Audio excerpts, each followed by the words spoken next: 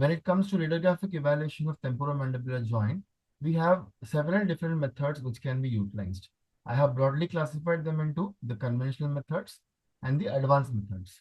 The conventional methods include the age-old methods like transpharyngeal view, transorbital, transcranial, reverse Townes view. What is more familiar for us these days is the orthopantomogram, the TMJ open and closed mouth views.